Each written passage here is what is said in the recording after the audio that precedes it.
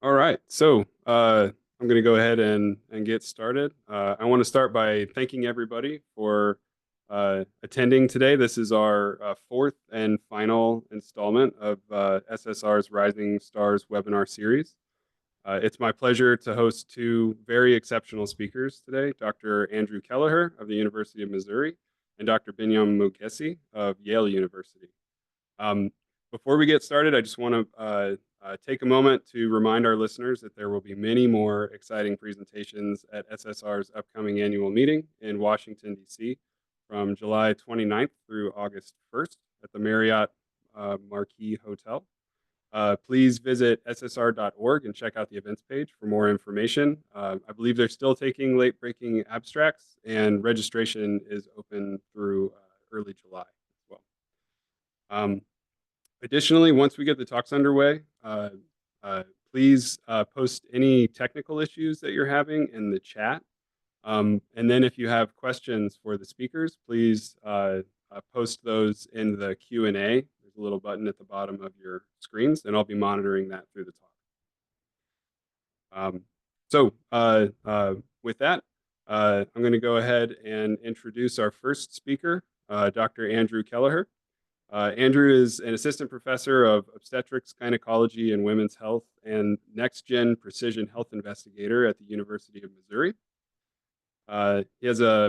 He got his bachelor's degree at Cornell in 2013, completed a PhD at the University of Missouri in 2018, and then moved on to a postdoctoral fellowship at UT Southwestern Medical Center from 2018 to 2021. Andrew has a very impressive publication record with more than 1,000 backlink citations in Google Scholar, and his long-term research goal is to understand how the uterus works so that we can better prevent and treat fertility-related diseases. So Andrew, I'll go ahead and turn it over to you. Okay. All right, hopefully everyone can see my slides. So thank you for the introduction. And today I'm happy to share some of my group's recent work trying to understand epithelial lineage specification during uterine development and how this has kind of informed how we're thinking about disease progression. I know with this group, I don't need to belabor the importance of studying endometrial biology, but outside of just regulating implantation and pregnancy success, the endometrium is a really dynamic and regenerative organ. It undergoes cyclical changes in response to ovarian steroid hormones, estrogen and progesterone, to generate a functional endometrium that can support pregnancy. When things go wrong in this regenerative process, it can have massive implications in women's health. Just two diseases to highlight: endometrial cancer, which is the most common cancer of the female reproductive tract, and it's been increasing in incidence from about 1% to 3% per year over the last decade, depending on the demographics you look at.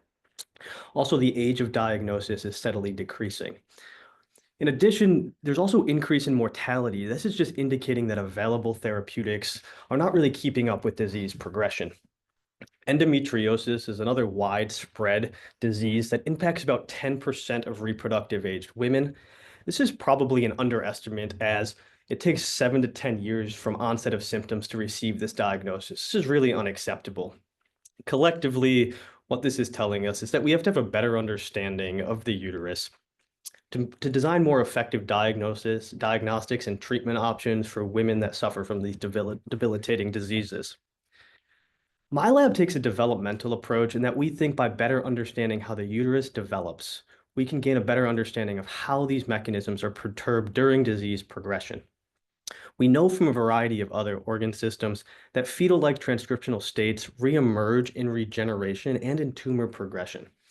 Therefore, we think by better understanding key transcriptional programs during differentiation and development, we can see how these are different and co-opted during disease progression, like endometrial cancer or the emergence of squamous metaplasia in the uterus. Just so that we're all on the same page about the organ I'll be speaking about today, this is a schematic illustration of the uterus. It depicts all of the functional layers. I'm just going to give myself a laser pointer. Let's see. This includes the luminal epithelium, glandular epithelium, stroma, vasculature, and underlying myometrium. I'm going to spend most of my time today discussing the epithelium, how it's specified into uterine type epithelium, how it bifurcates to form the glands, and how there's stromal epithelial crosstalk that starts to inform some of these decisions. At birth, the uterus isn't completely differentiated or developed. I think you can appreciate that by looking at these cross sections from postnatal day 1 mouse uterus that just contains a simple luminal epithelium surrounded by undifferentiated mesenchyme. During the first week or so of postnatal life, the epithelium is specified into uterine type epithelium, and then it bifurcates to form endometrial glands on the anti-mesometrial side of the uterus that are just demarcated here by FOXA2, which is a glandular specific transcription factor. These glands will develop into the anti-mesometrial stromal, where they'll coil and branch, where the histoarchitecture of the uterus resembles that of the adult around postnatal day 20. This event is initially ovarian steroid hormone independent, but it remains susceptible to reprogramming by exposure to exogenous steroid hormones like estrogen and progesterone, which will become important in a few slides. We know a lot about the histoarchitectural development of the uterus due to a lot of really elegant work, some of which was done by Richard Behringer. And here we just have some excerpts from his paper showing that you have at birth just this simple luminal epithelium that contains in the entire tube from the oviduct to the cervix. And then between postnatal day 5 and 10, you start to see these protrusions from the anti-mesometrial side, and these are the onlogate of endometrial glands. They will continue to coil and branch into the developing stroma to give you that histoarchitecture of the uterus. Although we have all of this information about how the uterus develops at the histological level, we don't really understand clearly the molecular mechanisms governing epithelial specification and gland differentiation. To try to get at this, we have first just cast this really, really large net using single-cell sequencing. Today, I'll talk to you about our work on postnatal day 1, 5, 12, and 15 during these critical periods of epithelial differentiation in the uterus. We collect the uteri at these time points. We then do cell sorting to separate the epithelium from the rest of the cells so we can combine them at ratios that we're interested in for downstream single-cell sequencing and bioinformatic analysis.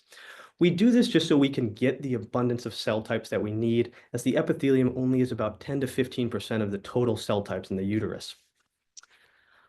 I'm just have all of this data up here combined in a UMAP from all of the time points that we did. We aimed for about 40,000 cells per time point between replicates. After quality filtering, we ended up with about 30,000 cells per time point, giving us a total data set containing around 130,000 cells. I could spend the entire presentation discussing this data, how we identified cell types, but really just to keep things simple, we isolate the epithelium and mesenchyme bioinformatically using classical markers. We were happy that this was about 50% epithelium, 50% other cell types. We can then use things like gene regulatory network analysis, upstream transcription factor binding, trajectory analysis to trace these cells through developmental time. We can also use programs like cell chat analysis to see how the epithelium and the mesenchyme are communicating at these different developmental time points and how they may be informing developmental decisions.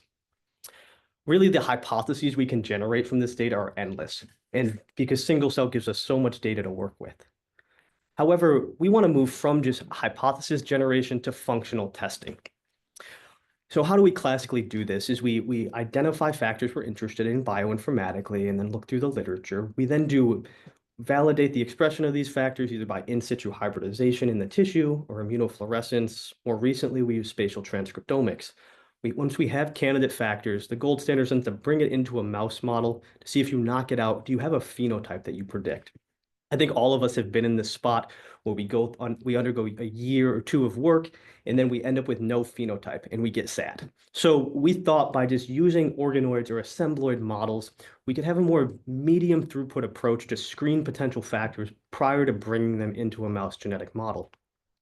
What you're seeing up top here is just a FOXA2 expressing organoid that's linked to GFP. So when FOXA2 is expressed, you would see green. Through classical pharmacological approaches or knockdown, knockout approaches, we could then screen these factors to see, in this case, what impacts FOXA2 expression and then glandular differentiation. Likewise, in the assembloids, we can knock out things in the epithelium or the stroma to see how that perturbs this cellular interaction and differences in development. As I'm going to talk about organoids, just a little bit of a background. Organoids are not a new thing, and since Turco published her paper back in 2017, really the field of reproductive tract organoids has exploded. These have been really important for basic discoveries as they retain hormone responsiveness in culture, and they're long-term expandable. In terms of the endometrium, they are clonal cultures, which gives us the opportunity to study cell lineage relationships and the regeneration of specific endometrial epithelial cell populations.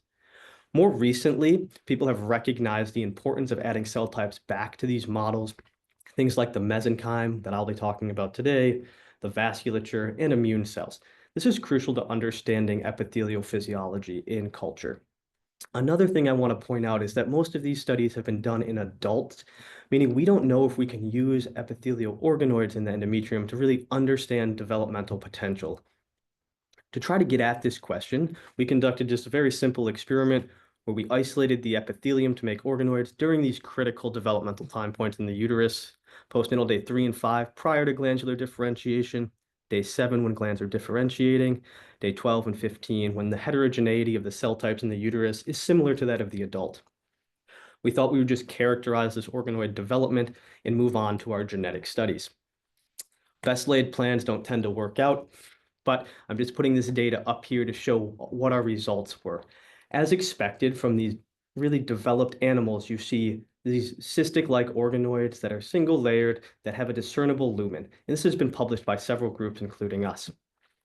But during these early developmental time points, we see these dense, dark, lobulated structures form. We at first thought maybe these were dead, but they continue to grow, they can be passaged and frozen and thawed. To look at what these cell types are, we just did some basic histology.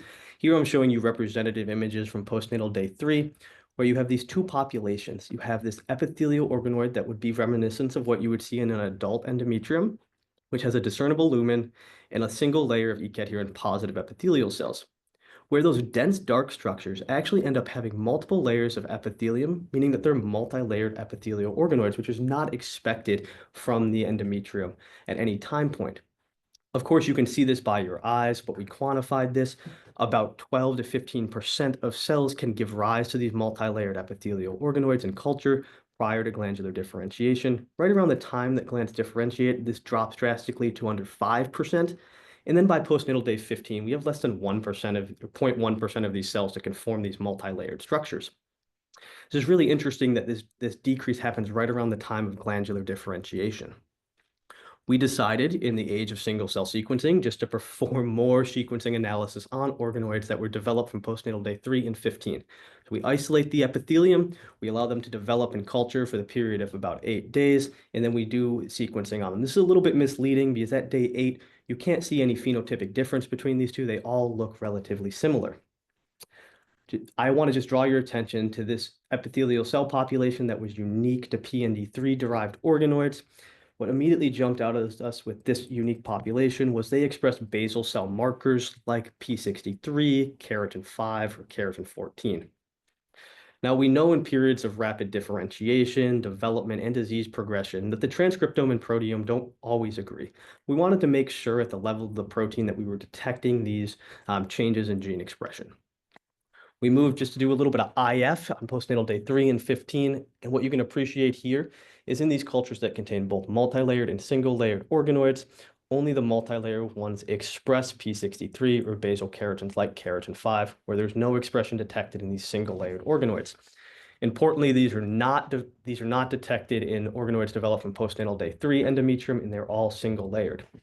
Now, interestingly, we also know that organoids are supposed to represent the physiology of the tissue of origin, but we don't see high levels of expression of basal keratins or P63 across any developmental time points.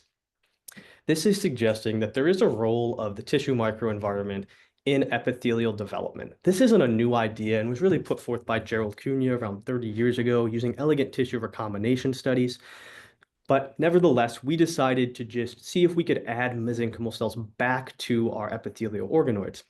We did this in these matrix-free conditions using this Clinostar reactor, which allows us to form these assembloids over a period of a few days. Here you can just see RFP-labeled mesenchyme and GFP-labeled epithelium, that they form these nice spheroid-like structures. We labeled these just so we knew the tissue of origin where the mesenchyme and the epithelium were coming from to ensure that we had no carryover from the tissues of origin.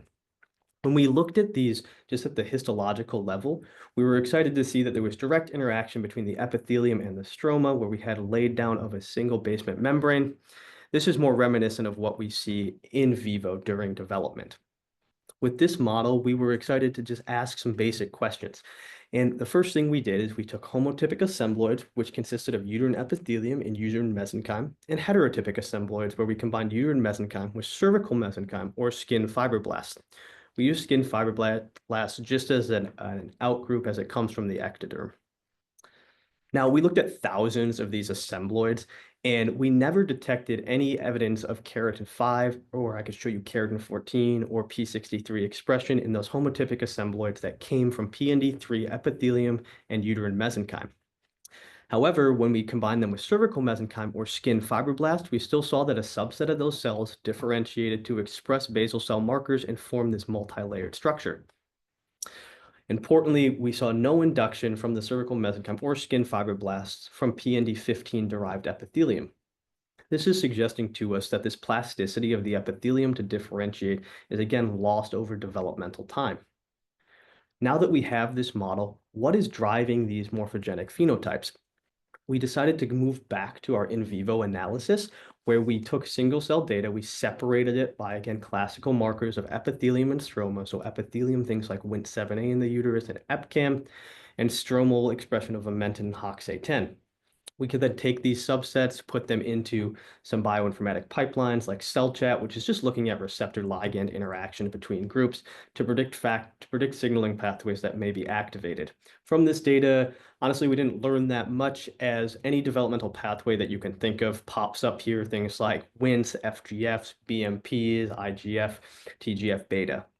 To try to get an idea what ones of these pathways were actually active, we turned to a more simple culture system where we cultured epithelial organoids in an insert and the mesenchyme cells on the bottom of a 6-well plate. This allowed for no direct interaction between the mesenchyme and the epithelium, so we could see if this was secreted factors driving these events.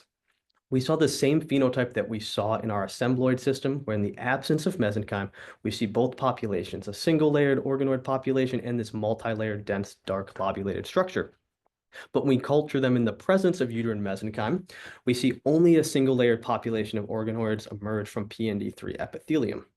We can, of course, confirm this again using immunofluorescent analysis, where the multi-layered populations express basal markers, single-layered populations do not, and we don't detect any of these markers in those epithelial cultures that are with the mesenchyme. This is again suggesting that there are secreted factors from the mesenchyme that are allowing for this differentiation down to only a single-layered epithelial pathway. With this in mind, we decided we could do some mass spec analysis of conditioned media. And here what I'm showing you is conditioned media from skin fibroblasts, as this group was not able to suppress this multi-layered differentiation phenotype, and from the uterus, where we only get this single-layered epithelial organoid population to form. What immediately jumped out at us is that there was a lot of TGF-beta signaling ligands that were present in this conditioned media. This comes back to what we also saw in our CellChat analysis, where the mesenchyme is secreting high levels of TGF-beta and the epithelium has a lot of these receptors. Now, this has been a little bit more complicated than we initially thought, as there's a lot of redundant signaling pathways. So as we're working through this with combination of knockouts, it wasn't lost on us that there's been a lot of great work done in TGF-beta signaling in uterine development and in disease progression. A lot of this has been done by Marty Madzik and Diana Montseveres, where they've knocked out components of the TGF-beta signaling pathway in the uterus, and this results in the emergence of endometrial cancer, in some cases squamous cell metaplasia. So we know that potentially we can identify factors in development that are also important in the progression of disease. With our data, we're also interested in how the epithelial component drives disease states. So we took the TCGA data from endometrial cancer, we extracted the epithelial gene expression signature, and we compared it back to our organoids that develop as single-layered and multi-layered. And what we saw is that there was this signature that overlapped greatly with those basal epithelial organoids, and this is reflected by expression of things like keratin 5, which I keep talking about, as well as retinoic acid signaling pathways, as well as the downregulation of things like ULF-M1, which has been predicted as an epithelial stem marker in the uterus. Now, this is just all in silico analysis. What we ended up doing now is taking endometrial biopsies from patients, And what is clear is that in women that don't have any instance of pathological disease, we don't see any of these markers. I'm just going to consistently show you keratin 5. We don't see high levels of keratin 5 expression, whereas in the women that have endometrial cancer, this is an evident example where there's a lot of keratin 5 expression. The majority of cancer samples we looked at had aberrant expression of keratin 5. As has been published before, making organoids from these samples, only single-layered organoids emerge with no evidence of keratin 5. But over time, these endometrial cancer organoids, they proliferate faster and they form these dense, dark, multi-layered structures that are keratin 5 positive. It's difficult to study how this progresses using primary cancer patients. So we moved on to collaborate with Jae-wook Jeong and Tae-hoon Kim, who have this spontaneous mouse model of endometrial cancer. This allows us to look at cancer progression as these mice develop endometrial hyperplasia prior to the onset of endometrial cancer. When we looked at the mice that had endometrial hyperplasia, we saw, again, sporadic expression of some of these marker genes. Here, I'm just showing you keratin 5. Of course, in the wild type, there was really low levels or no indication of keratin 5 expression, whereas in the mice that had endometrial hyperplasia, we see this sporadic expression. Making organoids from these animals, of course, as I've now hammered into your heads, all of the ones that will not develop cancer develop in the adult make these single-layered structures. Whereas the mice that have endometrial hyperplasia develop two phenotypes. These have these multi-layered keratin 5 expressing organoids and these ones that are single-layered with no expression of keratin 5. What we're really interested is in the molecular pathways that underlie this differentiation event between multi-layered and single-layered in this disease progression. We thought maybe we could answer what are these molecular players using our single-cell data. What we did is we just pseudo-bulked the epithelial cells that express basal keratins and those that express luminal keratins, and we did differential expression analysis.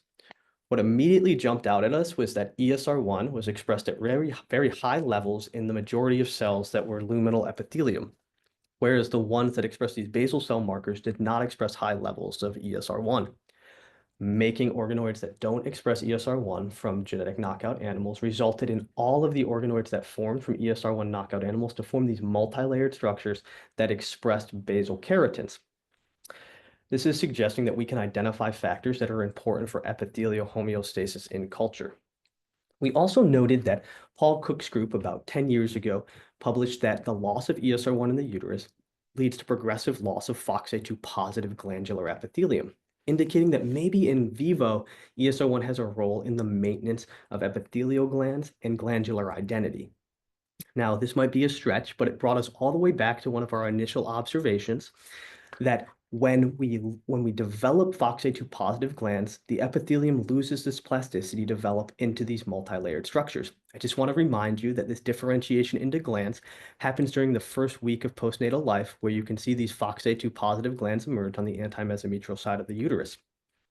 Right around this time on postnatal day 7, we get this drastic reduction in the ability of the epithelium to differentiate, suggesting right around this time, maybe glands have something to do with this differentiation phenotype we see in vitro. We also know from really good work from several groups, including Diego Castrillon's group at UT Southwestern, that FOXA2 is downregulated in the progression of endometrial cancer.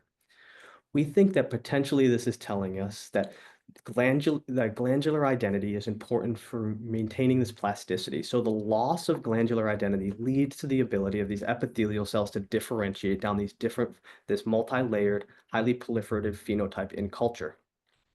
In an attempt to start studying the role of glands, we decided to just use a mouse model of glandular ablation.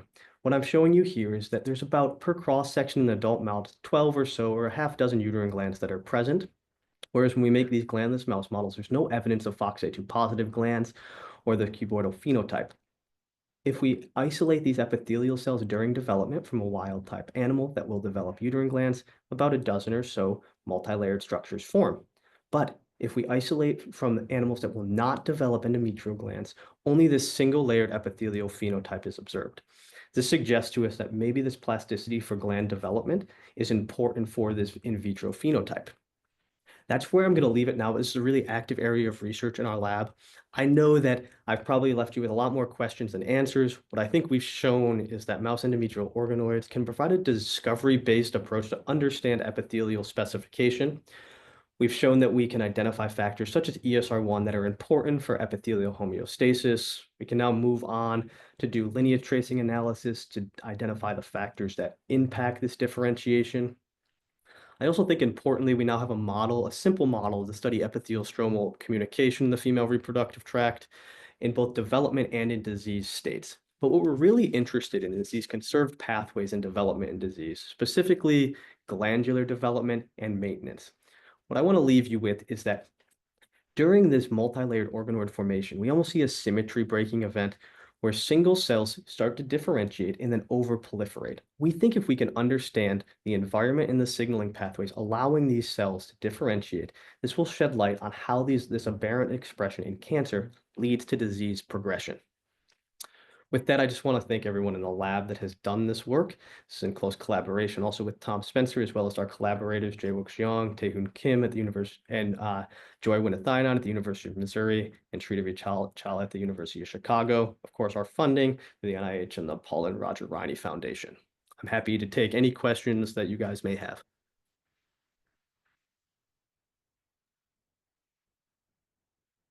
Thank you, Andrew. That was fantastic. And fantastic job covering that much material and still managing to stay pretty much perfectly on time. I'm a very fast talker, so I apologize. So I want to remind the attendees to please drop your questions in the Q&A link down at the bottom of your screens. Would you like me to stop sharing the slides? No, I think you can leave it up. Okay. Great. So we have one that just came in the chat, but before we start, let me ask a quick question since I have the mic. So looking at the organoids, there's a fairly large variation in the sizes, and I was curious about kind of the metabolic contribution to the phenotypes, and do you see differences, I guess, across the size range? Yeah, so there's been, Barreto did a lot of work on when the organoids can be isolated from different stages in the cycle. We don't see much difference, but there is a lot of heterogeneity within organoid culture. I think this depends on a lot of things, but even if you bring them down to single cell, different cell types proliferate at different rates. I think this is just telling us that all these epithelial cell types respond differently to our culture conditions, and it gives us kind of an ability to exploit these developmental phenotypes on a cell type specific basis. Okay. Yeah, thank you. Great. So I'm going to go ahead and move on to some of the other questions in the chat. So the first question is from Rajiv Chandra. Says, can you elaborate more on ETR5 and ETR8? Sorry, KRT5, like the keratins? It says ETR5, ETR8, so I'm not quite sure. I guess yes. ETR5? ETR5. Did I mention ETR5? So ETR5 is like an ETF transcription factor variant. I don't think that has popped up in much of our single cell data, or I can't really speak about the physiological impact of that. All right. Yes. So I'm going to go ahead and sorry, I'm going to move over to the Q&A list quickly. From Fereste Esfandiaranezad, I apologize for butchering your name. Have you tested your model for endometriosis, and how is this organoid different at different stages of disease? Yeah, we're very interested, and this is some collaborations we have with endometriosis impact from the epithelium and the stroma to really understand how the microenvironment drives epithelial phenotypes. There's been publications showing that you can derive endometrial organoids from deep infiltrating endometrium or endometriosis, as well as the eutopic endometrium. Mainly our work is in the eutopic endometrium to look at differences between stromal epithelial communication in disease states. Awesome, thank you. So I think I'm just going to ask one more question, and I apologize to everyone in advance. There's a ton of questions that poured in, so I certainly encourage you to follow up with Andrew after the webinar. Um, this one is related to is there a paper or resource that you would recommend if the listeners would like to learn more about the specific culture conditions for preparing the organoids? So mainly everything is based on Hans Cleaver's initial work in 2013 on the derivation of GI tract organoids. The first paper that everybody really refers to is Turco's paper from Nature Cell Biology in 2017, which is mainly where the culture conditions come from. Barreto then published in around the same time in the mouse. Um, what the only real major differences are the levels of Wnt activating compounds that are used, and then some of the things that we have done to remove these um, additives to culture to see their impact on development. A PhD student in the lab, Jason Rizzo, published a protocol paper that came out last year, which I think highlights a lot of the culture conditions that we use. Awesome. Thank you. Well, thank you again for a great talk. And I'm going to go ahead and move on to our second speaker so we can keep things on track. So our next speaker is Binyam Mogesi. He's an assistant professor of molecular, cellular, and developmental biology and of obstetrics, gynecology, and reproductive sciences at Yale University. He did his bachelor's degree at Jakobs University Bremen in 2007 in Germany. PhD at the University of London, completed in 2011. And then he did two postdoctoral fellowships, one at Cambridge MRC, Laboratory of Molecular Biology, in 2015, and then the Max Planck Institute for Biophysical Chemistry in 2017. He then established an independent research laboratory as the Wellcome Trust and Royal Society Sir Henry Dale Fellow at and HFSP Young Investigator at the University of Bristol. Binyam also has a very impressive publication record, also with more than 1,000 backlink citations in Google Scholar. His long-term research goal is to understand the cellular mechanisms that safeguard female meiosis and how their age-related dysfunction impacts fertility. And with that, I'll go ahead and turn it over to you, Binyam. Thank you for joining us today. Thank you so much for the introduction. I hope you can see my screen and can hear me. Yes. Yes, Cam. Okay, cool. All right. Thank you for having me today. I'm very excited to tell you about my lab's work on understanding the mechanisms of chromosome segregation in mammalian oocytes, particularly looking at the interaction between the actin and microtubule cytoskeletons that help to accurately separate the chromosomes during while an oocyte is transitioning into becoming a fertilizable egg. So I think before I get into that, I'd just like to show this movie of a human embryo going through the first few mitotic divisions that form a baby. And I like to point out that despite the size of the Earth population of about 8 billion, this process is actually a very error-prone process, very frequently that failing due to chromosome abnormalities inside the fertilized egg and early embryo. And for the most part, those errors actually arise in the early stages of meiotic cell division in the oocyte. So in mammalian systems and most other systems, this process starts with an oocyte that is an immature oocyte that contains the homologous chromosomes that are paired and held together inside the germinal vesicle or nucleus. And as an oocyte matures into a fertilizable egg, this nuclear envelope is disassembled, releasing these homologs that are captured by spindle machinery that is assembled from microtubules and transports the chromosomes to the cell surface, one of the most asymmetric forms of cell division in biology, in fact. And at the surface, the chromosomes are segregated, and half of them are discarded into a polar body that degenerates, generating this fertilizable egg, where the sister chromatids are held together until fertilization, during which they are also separated via the second meiotic division, generating this unique, genetically unique embryo. So now despite decades of intensive investigation, we have known for a long time that the chromosome segregation errors are quite frequent in oocytes, but we don't really understand deeply the mechanistic causes of those errors. And if you actually look at this curve or the maternal aging curve, the rates of chromosome segregation errors are already quite high in reproductively younger women.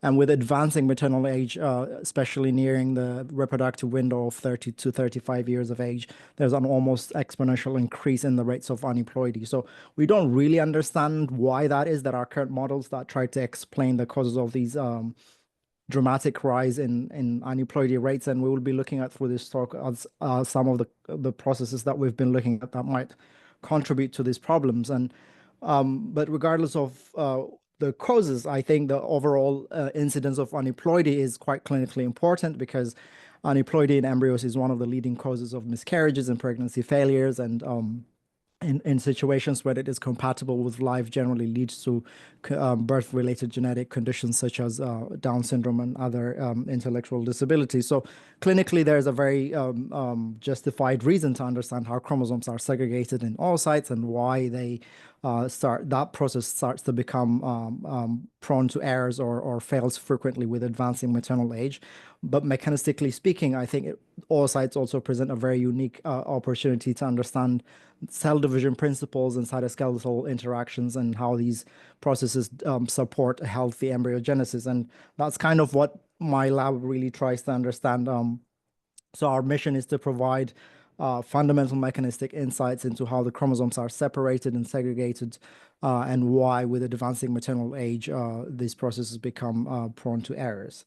In my lab, we apply a range of advanced tools to probe these questions, and one of these is advanced microscopy. So in this high-resolution live imaging of an oocyte meiotic division, you would see the oocyte assembling a meiotic spindle, separating these chromosomes through the first meiotic division and generating these sister chromatids that are held together in the second meiotic stage, or metaphase 2. And we've been pushing forward the imaging assays that we have in the lab that we established, so we can really understand at high temporal resolution the rate of chromosome separation and the organization of the spindle microtubules, or the cytoskeletal systems that make up these machineries. And this is, for example, in area scan imaging or super resolution, near super resolution live imaging of an oocyte going through the first meiotic division. We combine these tools or imaging assays with 3D surface reconstruction, 3D volume reconstruction pipelines to generate reconstructed volumes of the chromosomes and the meiotic spindles. And these are allowing us to really obtain quantitative parameters of chromosome segregation, such as the rate of chromosome movement or speed, the volumes of meiotic spindles throughout the entire time of meiotic spindle assembly and chromosome segregation, which typically takes around 8 to 12 hours. So it generates a lot of quantitative microscopy data that we have to really analyze, and from these we derive more objective understanding of how these processes work. We combine these imaging assays with tools for functional studies of proteins. Oocytes, as beautiful as they are for imaging, they present challenges when it comes to studying protein function, because a lot of proteins in oocytes are long-lived or they turn over very slowly. So classical or more recent genetic editing, genome editing technologies such as CRISPR or mostly RNAi, they're quite inefficient in studying protein function, because they, despite depleting the messenger, the protein is still present. So we can't really study protein function using those tools most times. So what we've done when I was a postdoc in Melina Schu's lab is to innovate this system called TrimAway, where we introduce antibodies of interest against antibodies against proteins of interest, together with a moderate overexpression of a ubiquitin ligase called TRIM21, that targets antibodies that are bound to their antigen and sends the entire complex for degradation via the proteasome. We use this system routinely in the lab to degrade, rapidly remove proteins from oocytes at any time of meiotic division, allowing us to study their function in a particular window of time in this protracted cell division process that can last up to 12 hours.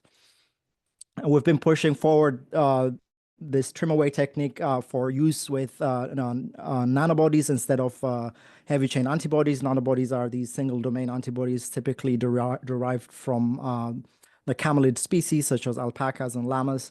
And these small nanobodies can be generated recombinantly in bacterial cells once you know the sequences, or can be cloned to contain certain localization signals.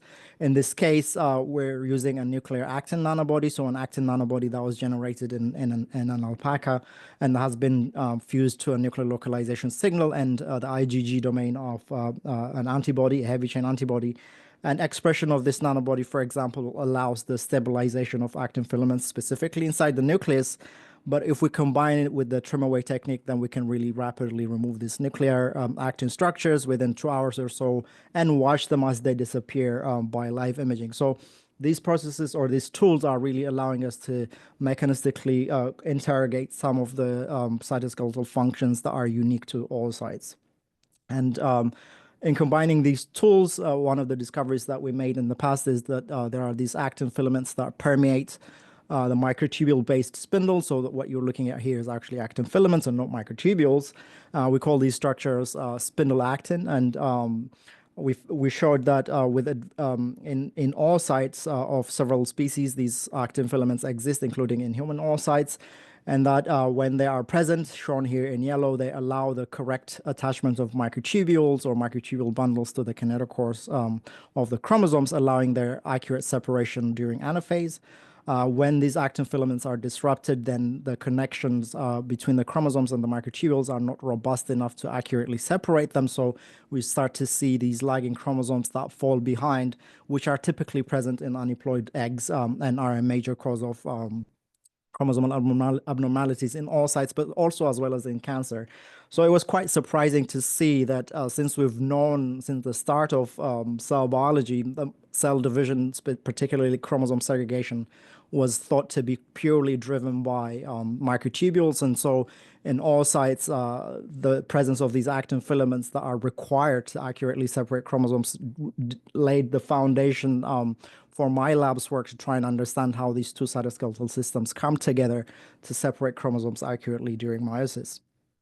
And despite these advances, I think there are some fundamental outstanding questions. The first of which is that how these actin filaments actually get inside the meiotic spindle. How are they recruited, and how do they underpin chromosome segregation? How do they exert their function at the chromosome microtubule interface? And what are the molecular origins of age-related aneuploidy, and can dysfunction of these actin filaments contribute to those errors and this advancing maternal age curve that I showed you earlier? I believe ultimately to address these two questions, we need to keep innovating advanced live imaging assays as well as targeted protein degradation tools. And these are things that we've been working on recently. So I'm going to try and address two of these questions and tell you about some of the work we've been doing in pushing forward our understanding in the origins of aneuploidy. So coming back to this curve, I think a lot of you might know that the generally accepted cause of these progressive increase in the rates of aneuploidy or chromosome segregation errors is the untimely removal of cohesion molecules, or the depletion of cohesion molecules that hold chromosomes together or sister chromatids together until they are ready to be separated in a programmed manner. And so premature loss of cohesion leads to premature separation of sister chromatids that cannot be most of the time properly segregated, and ultimately leading to aneuploidies, the gain or loss of complete chromosomes upon fertilization.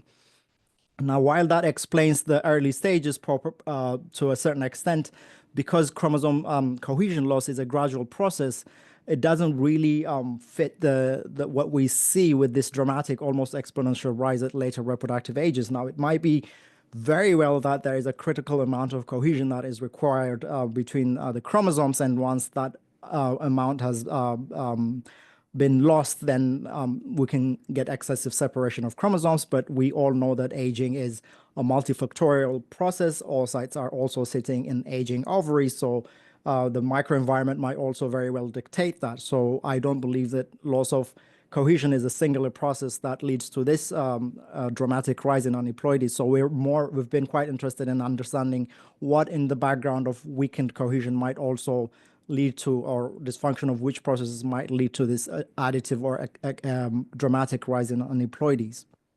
And so we've been looking at whether loss of actin filaments happens also with advancing age. And this was work from my first PhD student, Sam, who found that there is a spindle-specific loss of actin filaments in aged oocytes isolated from aged mice. And even the actin filaments that are left behind are quite disorganized. So, and he showed that the cytoplasmic actin networks that also help to support spindle relocation and even long-range vesicle transport in oocytes are not disrupted with advancing maternal age. So what we have here is a spindle-specific loss of actin filaments, indicating that the apparatus that is building these structures or recruiting these structures into the myotic spindles is failing with advancing age. So that was quite interesting to see. And what we've went on to investigate since then is whether age-related dysfunction of actin filaments could explain this dramatic rise in the rate of aneuploidy with advancing maternal age. And here I'll bring you back to the trim-away technique, because this is precisely how we went on to probe whether the function of actin or actin has any function in keeping chromosomes together when canonical cohesion mechanisms start to fail. And what we've done here is to use the trim-away technique to deplete or to moderately remove this meiosis-specific component of the cohesin complex REC8 called REC8. So I would like to say we're not the first people to observe that REC8 cohesin is actually localized along the chromosome arms. But I just wanted to show you this image because it looks quite beautiful in the chromosome spreads of mouse oocytes. So what we've done here is to use the trim-away technique to reduce the amount of cohesion proteins, and specifically metaphase 2, and see whether we can generate these aging-like premature separation events or chromatids events in young oocytes. And so this movie shows you that soon after introduction of the trim-away technique into these oocytes, we start to see these premature separation events where one chromatid pair is being separated into two, and sometimes they fly out from the other ends too. So, and this happens very rapidly. So rapidly means, I think, within the first hour or so, we start to see these premature separation events. And what we've done is to combine this with our 3D surface reconstruction pipelines, so we can really track the movement speeds of these chromatids, as well as how far they separate or they disperse upon premature loss of sister chromatid cohesion. Now here's a control oocyte where the actin filaments are still present inside the spindle, and we see that this gradual removal or modulation of cohesion leads to premature separation events. But if we remove actin filaments in addition to that, now we start to see these excessive separation events where a lot of the chromatids prematurely separate. And this is quite a catastrophic event, because chromatids, once they are separated, they cannot be brought back together, as the cohesion machinery that establishes this molecular glue doesn't really function at this stage anymore. And we have quantified that by drawing, for example, an imaginary bounding box that contains all the chromatids at any given time. So what you will see is, as more and more chromatids separate, the volume of this box increases. And so we see what we see in the movies is confirmed by this quantification. So in the black line here, you see the controls, where you start to see some gradual separation events as the trim-away starts to deplete the REC8 cohesin. But if actin filaments are removed in addition to that, now you get this accelerated separation of sister chromatids. And not only that, but also the speed at which these prematurely separated chromatids move is significantly faster when actin filaments are not present inside the meiotic spindle, suggesting that microtubules, which are classically the cytoskeletal components that separate chromosomes, are potentially able to more rapidly separate the chromosomes in the absence of actin filaments. And so what we think happens in this scenario is when actin is present inside the spindles and chromosomes are held together by the full complement of cohesion proteins, actin helps to support this system in holding the chromosomes together. When cohesion is partially degraded, as long as actin filaments are present, the separation between the chromatids is somewhat limited because potentially we think actin is limiting the force generation events by these dynamic microtubules that are connected to the chromosomes. But ultimately, if actin is also disrupted, then the microtubule-based pulling forces are able to more readily separate these chromatids after reduction in the amount of cohesion between the chromosomes.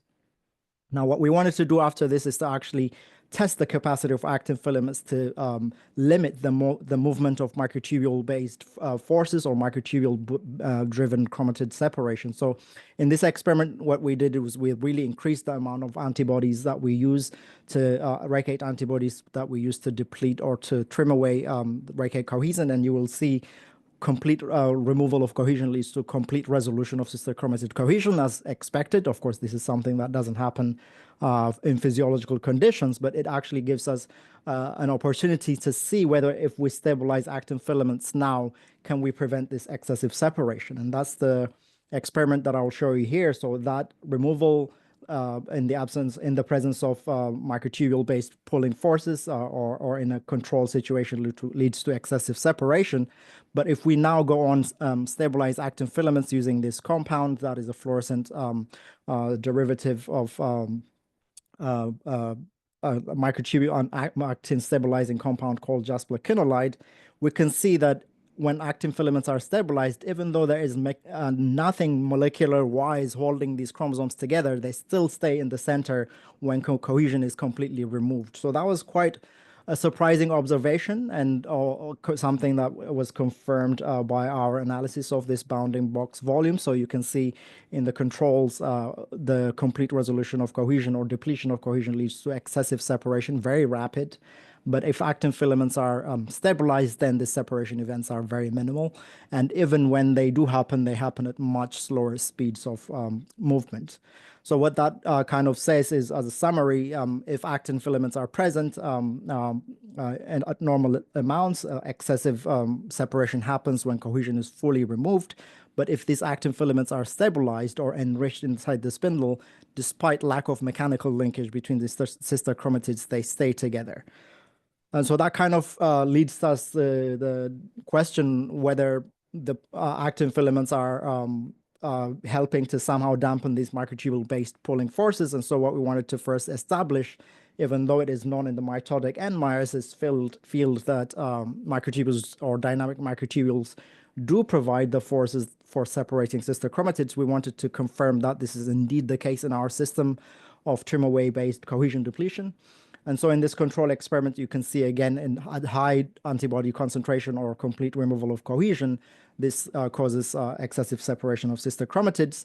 But if we block microtubule dynamics-based forces using this compound called sertubulin, high concentrations of it, then we see that there are very few events of prematurely separated chromatids moving to the spindle poles when microtubule dynamics is blocked. And again, confirming that observation, we can quantify these bounding box volume and see that excessive separation and scattering happens when microtubules are dynamic enough to generate forces. But if we block that microtubule dynamics, then we reduce the events as well as the speed of movement of prematurely separated chromatids. And that is just a summary to show you that these dynamic microtubules are needed to scatter or to separate the chromatids in the absence of cohesion, and that blocking microtubule dynamics-based force generation events blocks excessive separation of prematurely separated chromatids. And so what we've done finally is to actually probe whether in our system where we cause excessive separation of chromatids after removal of actin and cohesion, whether these separation events are driven by microtubules or microtubule dynamics-based forces. And we have taken this system now and then stabilized in addition to removal of actin dynamic microtubules, and we can see that these excessive separation events are more or less blocked. And so This is just to show you that the red is what happens when you have partial cohesion depletion in addition to actin dynamics blocking or disruption of spindle actin structures. But if we, in addition to that, stabilize microtubules, now we completely eliminate that scattering of chromatids. And so to kind of like put that together, what we think is happening is in young eggs, as long as actin is present, it helps to support these cohesion events between the chromatids, while microtubules are pulling on the nicely or strongly linked chromatids.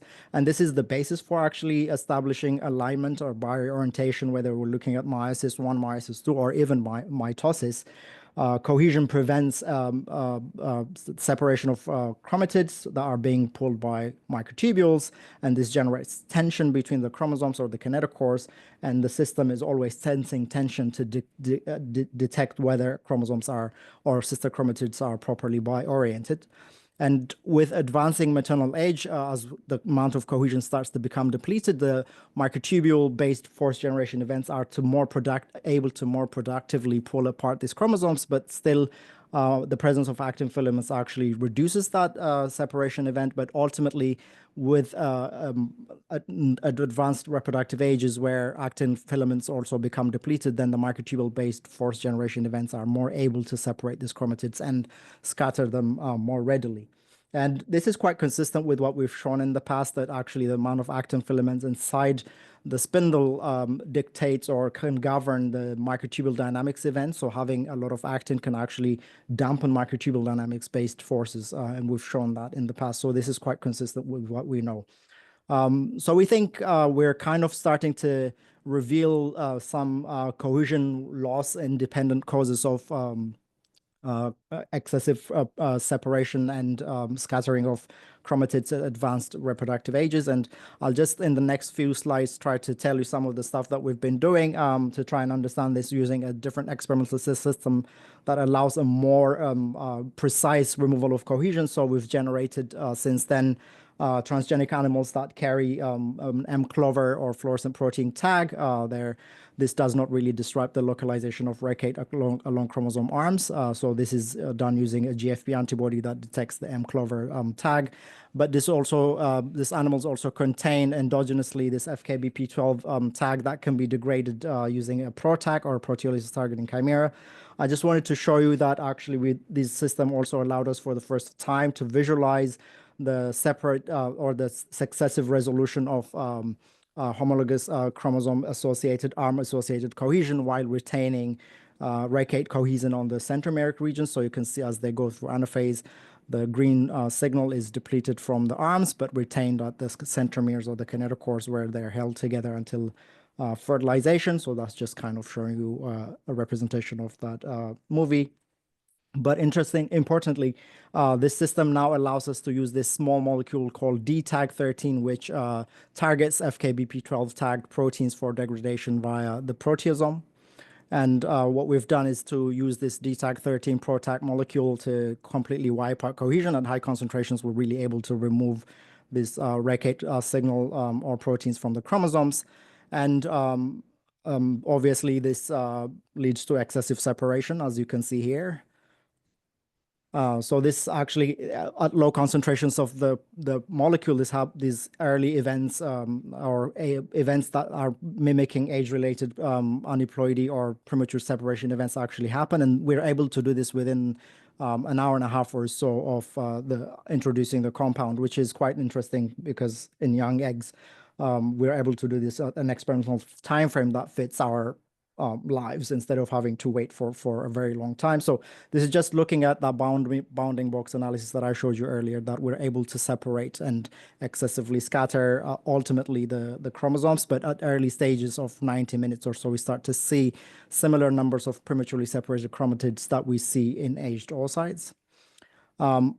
This system is quite versatile because we can completely abandon this small molecule tag mechanism and adapt the trim away technique to use an antibody against M-clover or GFP to degrade endogenous REC8 protein, and that similarly leads to excessive separation events or premature separation events that mimic aging. So it is a system that allows us to pick and choose which way we want to go, depending on the kind of experiments that we're doing.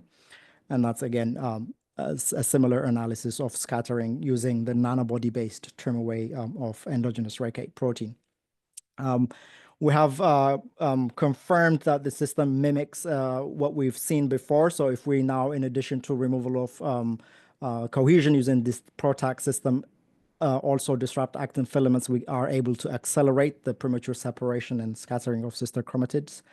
And we've wondered whether we can leverage this system to identify new genes or new factors that are associated with excessive separation of sister chromatids at advanced reproductive age. And here we focused particularly on a centromeric protein called SEMP-A that has been shown by others as well as us to decline with age by about 30%, as we show here in this quantification. And so what we've done in this experiment is I'll just show you actually, instead of the movies, just the curve to do this cohesion background weakening experiment using the PROTAC DTAC13, and in addition to that, trim away the SEMP-A protein by about 30%, and we see that this really also accelerates the excessive separation and scattering of sister chromatids. So I think to kind of summarize that, we have developed this experimental system that we think now positions us uniquely to go and identify causes of at least cohesion weakening independent or additive causes of excessive rise in the rates of aneuploidy at advanced reproductive ages. So I just want to thank my lab and my funders who are really helping us to do all the work that I've told you so far before, and Jion Lim, who's done all the PROTAC-based protein degradation assays. And thank you very much for your attention. I'm happy to take questions.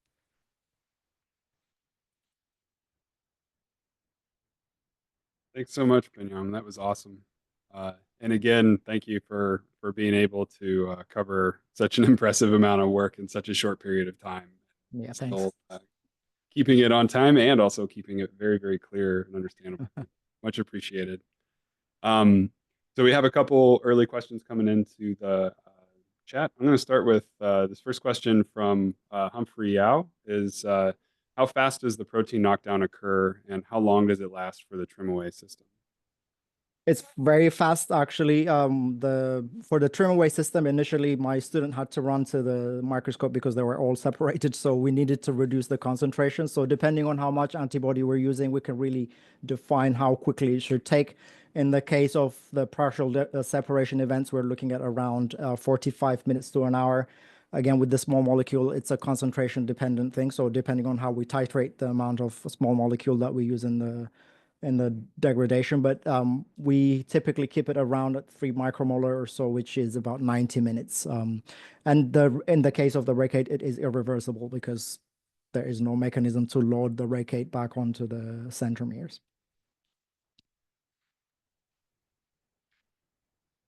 Awesome. Thank you. This question's from Melissa Mann in the chat.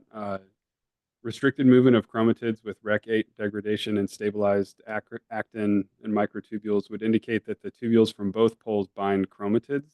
If this is the case, what leads to release from one pole to allow separation of chromatids? Could you repeat that? What does it indicate? As it indicates that the tubules from both poles bind chromatids. Right. So I think the question is that there is connection of both microtubules emanating from both poles to a single chromatid, like a meritelic attachment. I think that's what I'm understanding. Maybe I'm misunderstanding the question, but we haven't actually looked at meritelic attachments. But the way this single chromatid realignment, at least in the controls, works is you would have to, at some point, form some kind of attachment of a single kinetochore chromatid to both poles to be able to bring it back to the spindle equator. But because those forces cannot be regulated, once it comes to the spindle equator, it will go back to the other side. And that's kind of like the way microtubule-based attachments work. They kind of oscillate. and the oscillation usually stabilizes the chromosomes at the spindle equator as long as there are two kinetochores, or there is a stable meritelic attachments. But we haven't really detected meritelic attachments in this case, or in the absence of actin filaments. That's very interesting. So the final question I'm going to ask comes from, and I apologize in advance, Sergey Kameny Lego. The question is, what mechanisms occur during maternal aging that leads to loss of cohesion between the sister chromatids? And I would like to supplement that question with, since actin polymerization is an energy-dependent process, and the stability is probably also energy-dependent, and I think there's lots of knowledge about how mitochondrial volume decreases, mitochondrial genetics are affected during age. How does metabolism fit? Yeah. Okay, let me try to answer the first question. So I think cohesion is established in pre-meiotic S phase before birth, and it is not replenished. So the simplest explanation for its loss is that over 40 years of age of retention at the chromosomal surface, there are a lot of things that could happen, including reactive oxygen species and protein damage that ultimately lead to its loss. And if you actually look at the curve of cohesion amount on the centromeres of the chromosomes in sexually immature or juvenile animals, including actually humans, it starts at a much higher concentration, and then that actually wouldn't even allow accurate separation. So that level of cohesion actually causes non-disjunction and continues to decline until a time where there is enough cohesion that holds the chromosomes together, but also can be cleaved enzymatically in a programmed way to allow separation. But that decline doesn't really stop. So with more and more years, then I think more loss is happening. So there isn't a programmed removal of cohesion that is happening. I think it is just exposed to very unfavorable conditions of just being there for a very long time. Coming back to your question, and as I mentioned, that's why like the cohesion model by itself doesn't really account for this excessive rise in the rates of aneuploidy, because there are a lot of things that are happening, including changes in bioenergetics and metabolism, that could account for just and you could explain actually the actin dynamics defects purely by reduced amount of ATP being produced, right? So because actin hydrolyzes ATP, and that's how it forms polymers. And I think it's time that for us and people in the field to kind of really recognize that we as cell biologists cannot look at this as an isolated system and just assume that these are the things that are purely dictating aneuploidy. For example, I think ovarian aging, the microenvironment definitely dictates what happens to those oocytes and how the metabolism works. So our efforts is to really kind of isolate this in a young system where things are kind of like, okay, so we manipulate only one or two things, and we can get some mechanistic understanding of how things work normally.